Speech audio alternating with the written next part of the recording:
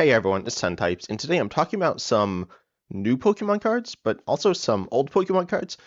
If you didn't know, Pokemon TCG is a game where the Pokemon Company recreates a lot of older cards or brings similar ideas, and there are a lot of cards like this. For example, United Wings is like Mad Party, which was around 3 years before that, and then Mad Party, which is like United Wings, is also like Night March, which was around 5 years before that or four. I don't remember the exact dates, but regardless, there are a lot of cards that are similar to other ones, and one of the best eras of Pokemon, at least from what I've heard from a lot of people, and in my opinion as well, it's also a recent-ish era, is around 2018, aka the GX era, not the Tag Team GX era, but the Evolving GX era. And Pokemon has clearly tried to go back to that because if you don't know, GXs, well, first of all, Tag Team GXs, they were all basic Pokemon that had massive HP and gave up 3 prizes. And while I think they get too much hate, I think they're okay. They're kind of fun, but ultimately they're not for everyone. And they're not for most people. A lot of people don't like them. But then the regular GXs can be of different stages. And you have Buzzwole GX, which is a basic, which has noticeably less HP than Pikachu and Zekrom, which was on the lower end as well for its time. And then you also had Lycanroc GX, and but Pikachu and Zekrom was on lower HP, not Buzzwole. And then Lycanroc GX here is a stage 1 GX, and so you'd have actual evolution GXs and two evolution 2 prizers. And we have seen and currently do see V stars and V maxes. V maxes aren't very good right now, but they are still in the game, and they are evolution Pokemon that are multi prizers. However, they evolve from multi-prize basics, but then Lycanroc GX evolves from Rockruff, and that is a single prize basic, a normal basic. And then you could be playing a deck with both a single prizer and a multi-prizer as an evolution from a certain Pokemon. I can't think of any examples of that off the top of my head, but that is a cool thing you can do. I know there are some Zoroarks which you could play. It wasn't a super common thing, but it is a thing that is possible, which we can now see. We now see some with there's like Gallade and Gardevoir EX that's not really played. Again, I can't really think of any examples off the top of my head, but it is a cool thing that can happen and makes the Pokemon feel more normal. Regardless, Pokemon's also doing other things to bring back cards of this era, very specific things as opposed to general mechanic things. And so I'm going to be talking about the cards from this era, specifically printed at this time, and a few cards before then. So first of all, I want to talk about Choice Band. Choice Band was a card that was a staple card within the format. It's kind of like Choice Belt as well, which we actually saw printed in Scarlet and Violet, despite not interacting with any of the Scarlet and Violet era cards. But regardless, Choice Band is a card that was a really important card that let you do 30 more damage to EXs or GXs. Keep in mind this is different EXs, which is it's a whole nother video, but regardless, a very, very good tool card. And we're getting Hop's Choice Band. Hop's Choice Band is different. They're different cards in what they do, noticeably. It's not like they're just slight reworks, no, but they share the same name, which is very intentional. We're going to take a look at another card that shares more or less the same name as an older card from this older era. But Hop's Choice Band is a really cool card, and the Hops deck is the main deck that is reworking the older cards, at least that has not been released yet.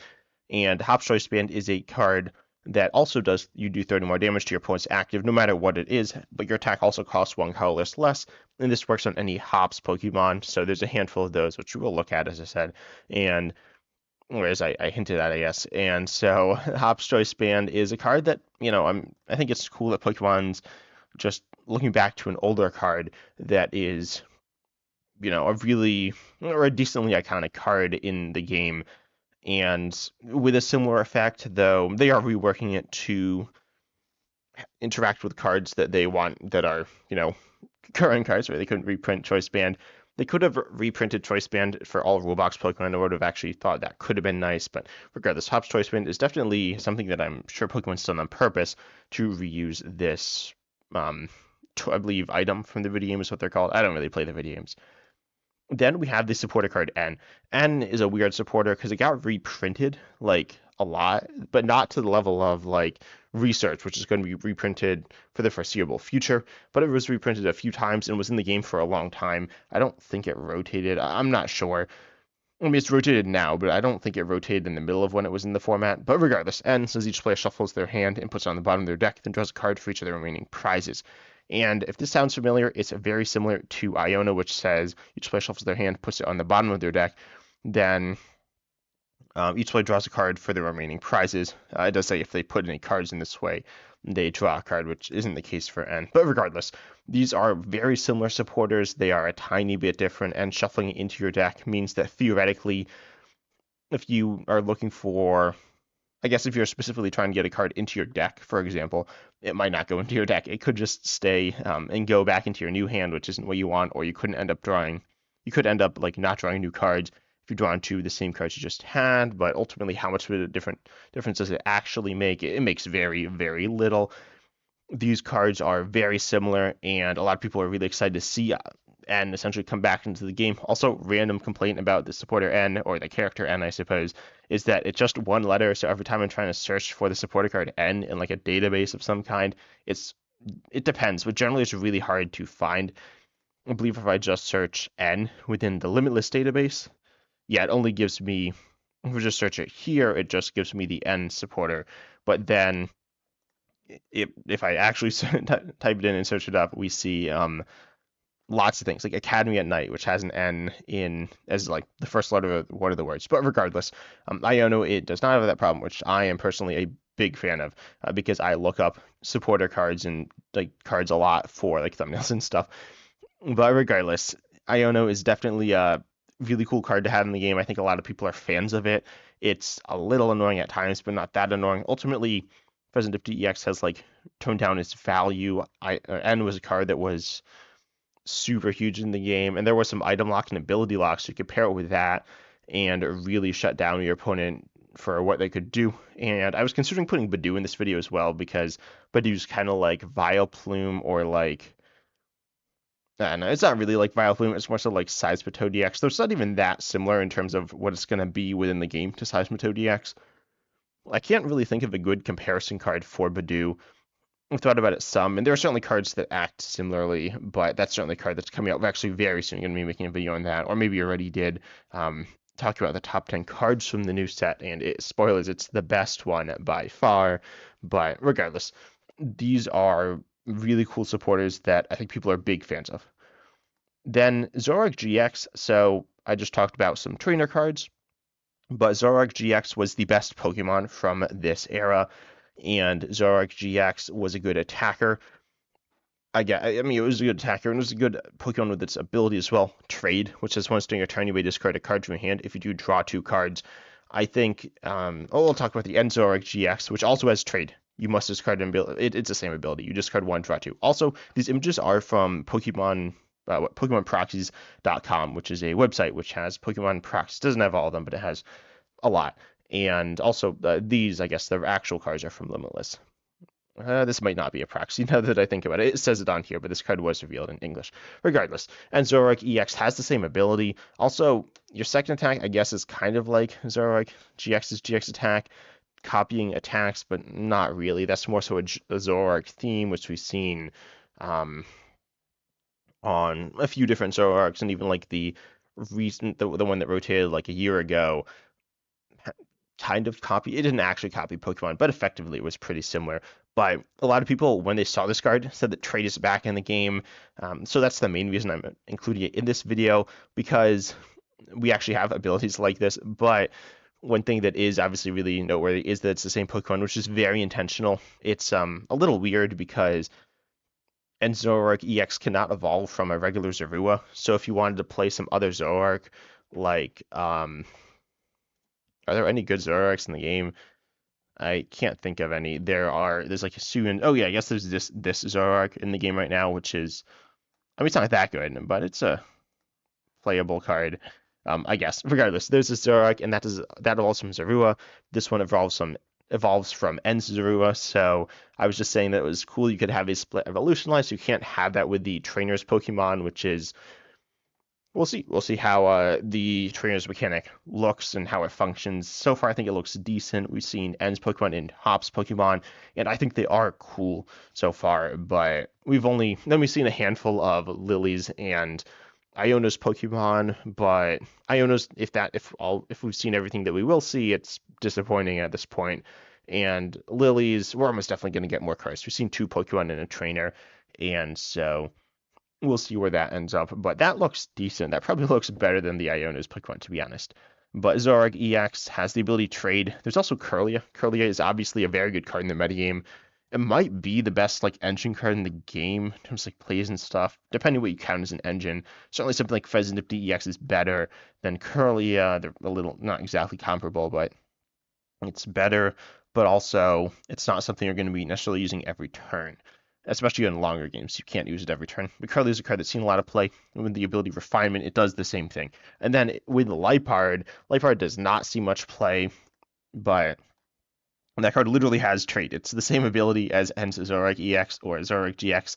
Same exact name, same exact effect. And this card has not seen that much play either. It's a card that's seen, some niche play. Ultimately, Curly is probably better than it, as it has a more just a better evolution line. It has lower HP and I guess worse stats itself, though when Level Ball was in the format, which rotated a year ago, but they certainly were in the format together a decent amount of time, then Curly was searchable Level Ball and the Lipard was not, which was also very meaningful. There's also a Chinchino before that was similar. We've seen a lot of cards like this, and they've been decent. We'll see how good Zoroark EX is going to be. I heard some people think that I said they don't think it's going to be super strong, specifically its ability. They don't think it'll be that amazing. And obviously, we've seen Lipard be not very good in the metagame, not terrible, but nothing particularly impressive. But then we also haven't seen Curlia be great this format, this like past year outside of Gardevoir EX, where it's obviously very good, but it's just a piece of that evolution line. And then we're going to move on to some other Pokemon, and this is the fighting type deck. We got Buzzwole, Lycanroc GX, and Buzzwole GX. These are 3 different cards that they have synergy because they're all fighting types, but that's about it. They were played together, though. They're very good cards. Buzzwole GX is the first one, or no, Buzzwole is the first one we'll be talking about, which is an Ultra Beast. Ultra Beasts are a mechanic that's interesting. It's not exactly a mechanic. It's kind of like a named mechanic, kind of like how Future and Ancient are mechanics, where there are cards that specifically refer to them. Though not that many, but then they have a very strong theming due to the fact that every GX Pokemon interacts with prize cards in some manner. I believe Buzzwole's the most iconic. I mean, that's obviously kind of subjective, but I think it's the most iconic. There's certainly been a good chunk of really powerful ones, but regardless, Buzzwole has its attack Sledgehammer, which says it does 30 for one fighting, but if your opponent has exactly 4 prizes remaining, this does 90 more damage. One really important thing about the fighting type was you had damage buffs, and within this deck you could have different things. How do I see this thing? Within this, how do I find Snooter? There we go. You could have Diancie Prism Star, which added 20 more damage. Then you could also have Strong Energy. Strong Energy was a card that you could play with it. Also Beast Energy Prism Star. And these all added extra damage. And so that's obviously good. And so you could add extra damage. And you can also add extra damage with Choice Band. So Choice Band kind of relates with Hop's Choice Band. We'll take a look, and the Pokemon that the fighting Pokemon relate to are Hop's Pokemon.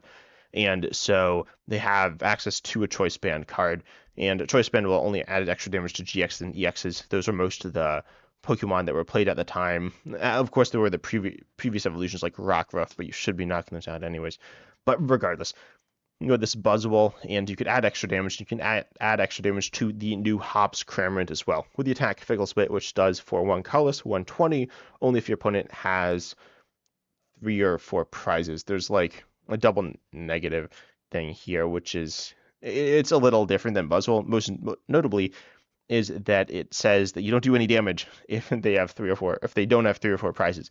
So it does hit, I guess, twice as many turns as Buzzwole. Notably, Buzzwole you could kind of play around by taking prizes in taking odd prizes. You could do that, get yourself onto that prize I can't speak right now, trajectory. But then Hops Cramorant, you can't really do that. Theoretically, you could skip over the 3 and 4 prize turns by Dusknoring, maybe by Briaring, though that seems awkward. Probably Dusknoir, but that's kind of awkward. Dusknoir is a good card, but it's not a card that you have complete control over all the time when you use it if you want to actually be able to win the game. So ultimately, Hops Cramorant is, however, a really interesting card here that doesn't have the poke potential of Buzzwole. I've talked about the Hops deck some, but Cramorant does have a similar one-shotting, or not necessarily one-shotting, but powerful, big damage on, well, actually for free attack here,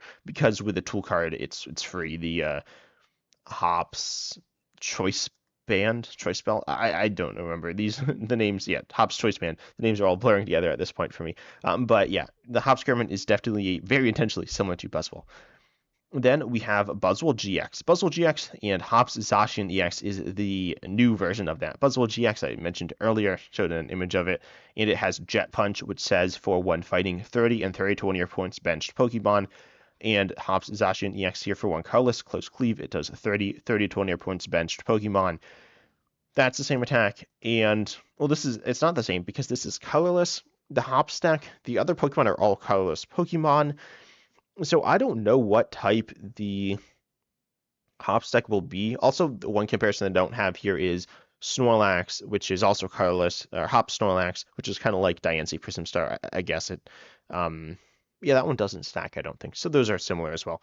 But regardless, Hops Zacian EX here says that you do 30 and 30 snipe. The bench damage, or the damage increase does not increase bench damage, but it does increase active damage. So you could be doing, theoretically, I believe you can do 90 extra damage. Yeah, with the Hops Snorlax with some stadium. I don't remember what the stadium is called. And then you also have the dual card, the Hops Choice Band. And these cards allow you to hit for 120 for one, which, speaking of Cramorant, is kind of like the Cramorant from the Lost Origin set with Lost Provisions and Spit Innocently, or whatever that attack's called. And so then you can attack for free and do solid damage, knocking out single prizes. You can also do some snipe damage, not super meaningful, I don't think, but maybe it will be. And then you also have Brave Slash, which does 240 for 4 metal, no, 4 energy, 3 of which are metal, 1 of which is colorless. If you want to play with this, obviously you need metal energy. And it's a little awkward to power up. It's not the hardest, but, well, you probably need like Archaludon EX, assuming you're just attacking with one of this. If you're attacking with 2 or 3, then you're probably looking at the Metang, which is a decent card, though it is inconsistent. Not my personal favorite, though I know some people love it. Then this attack relates to Knuckle Impact, which for 3 fighting does 160. Can't attack next turn. Kind of like the same thing. Also, Buzzwole has its GX attack, Buzzwole GX here with Absorption, which does 40 for each remaining prizes. So that's how it interacts with the prize cards. And yeah, I mean, these cards are pretty similar. I didn't immediately see the similarities when I saw these two cards. We see lots of cards kind of like this. I mean, Buzzwole GX is like, well, I think it's pretty similar to Landorus EX before it. And I'm sure there are lots of other cards that I'm just forgetting or that aren't very good. But regardless, Buzzwole GX is an interesting card, and I imagine Hops Zacian EX will fulfill a similar role in the metagame, especially because you can build up damage on lower HP basic Pokemon like I was gonna say Ralts, but these will be post rotation, so presumably that won't be played as much. Though don't expect it to completely disappear, but I'll say Pidgey that has less than 60 HP or 60 HP, and so then you can snipe that twice, and there's no more mana fee with rotation, so that might be a viable thing, not something that'll be completely shutting down your opponent. But Hops Zacian EX I do think will be interesting, and I don't think I've heard too much talk about it. Then there's Lycanroc GX, the last fighting Pokemon we're going to talk about today. With its ability, Bloodthirsty Eyes. When you play this Pokemon from your hand to evolve one of your Pokemon, you may switch one of your opponent's bench Pokemon to their active. You just gust anything. And this is the same ability as Hops Double, which says Challenge Horn. This is a translation. It is a proxy. So this might not be the official name of the attack, but what this effect says is when you play this Pokemon from your hand to evolve one of your Pokemon during your turn, you may switch in one of your opponent's bench Pokemon to the active spot. It's the same thing. So yeah, it's a gust attack. Also, I do want to say that both these attacks for the regular attacks are usable. 110 for 3 was usable in Lycanroc GX. Wasn't amazing, but it was definitely decent. And then Hops Double, I think, will be a very usable attack if you want to. I don't necessarily think people will. Notably, I believe Hops Snorlax just does more damage and does some self damage, but it's not like I don't remember exactly how much it does. If it attacks twice, it might knock itself out, but I think it doesn't, and it's not like putting it down super low, like the level of like Roaring Moon EX. But regardless, Hops double here says that it does 80, and then you could add in, as I said earlier, 90, so you could be hitting very, very solid damage here. If you want, it's not one-shotting. Many Pokemon would be one-shotting like Squawkabilly EX, but regardless, Hops Double, its ability is really nice, and it's a very similar card to Lycanroc GX. Ultimately, this card doesn't necessarily have a reason to be played within the Hops deck or within other decks, outside of the reason that it is named Hop, which means you can buff its damage. I believe the only cards that refer to Hops Pokemon are damage buffing cards, which, as I said, there are 3 of, and the attack cost reducing cards.